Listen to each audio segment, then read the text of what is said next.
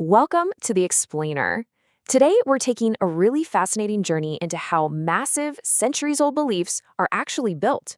We're digging into Dr. Robert Peterson's lecture on the preexistence of Christ. If you've ever wondered how theologians construct such complex doctrines from scattered ancient texts, well, you're in the right place.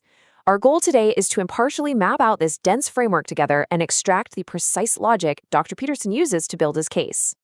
Okay, let's dive into this. We're going to follow a really clear three-part syllabus so we don't get lost in the weeds. 1. Defining preexistence. 2. Examining Old Testament appearances. And 3. Breaking down the New Testament teachings. Act 1.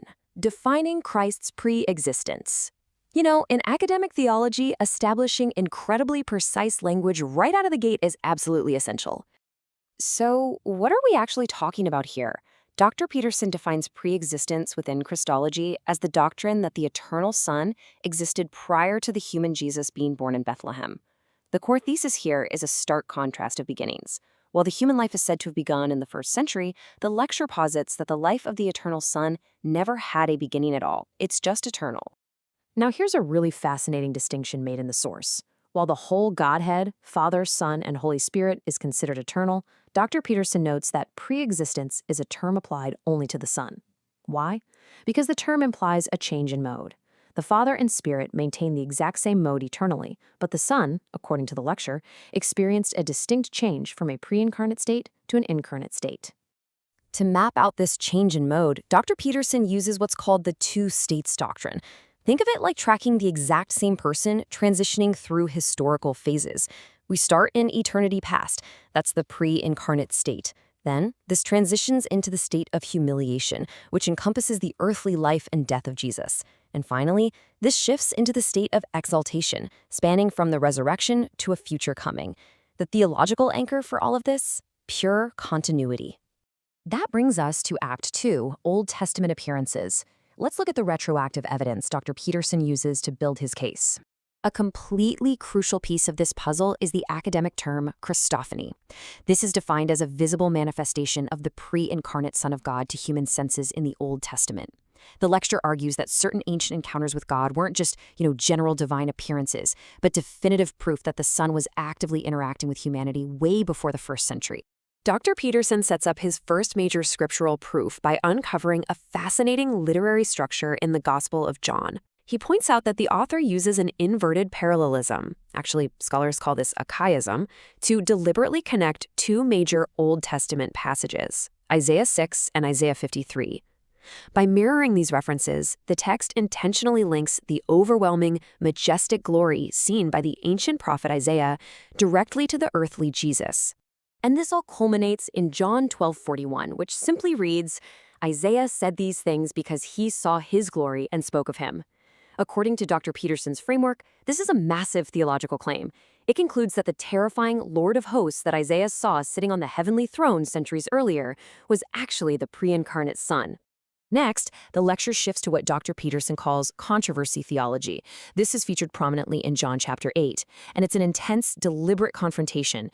Jesus is depicted here not as some passive teacher, but as someone actively stirring the pot, forcefully challenging the Jewish leaders about their physical and spiritual connection to their great ancestor Abraham. This confrontation reaches just a massive climax when Jesus declares, "Truly, truly, I say to you, before Abraham was, I am."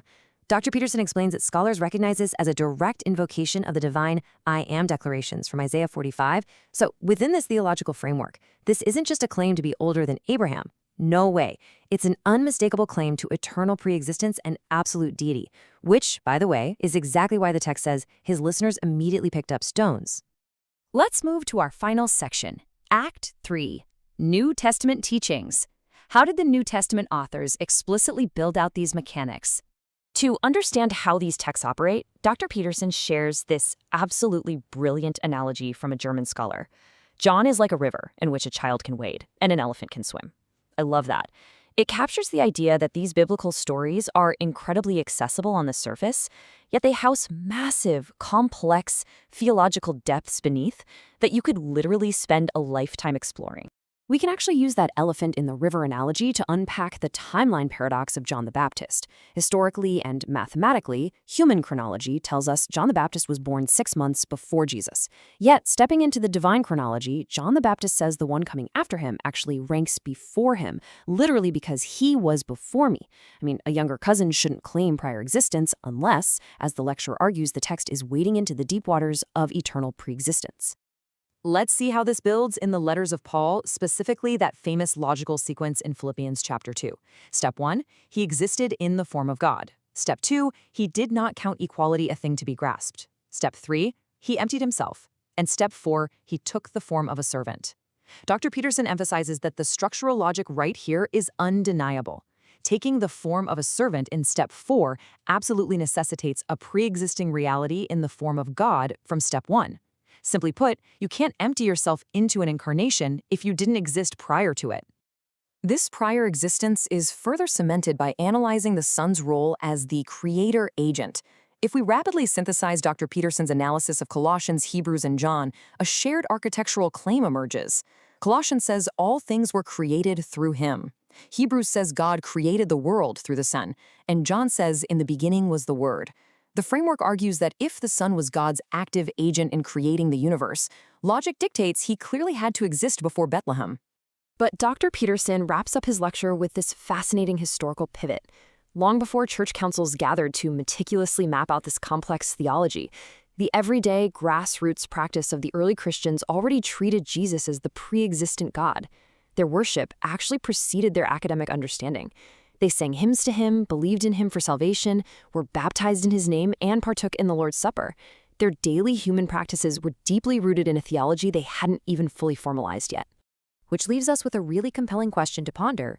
If early Christians inherently understood this immense mystery simply through their daily practice, how does formalizing it into a strict systematic theology change our modern relationship to these texts? Does it clarify the mystery for us today, or does it change how we experience it?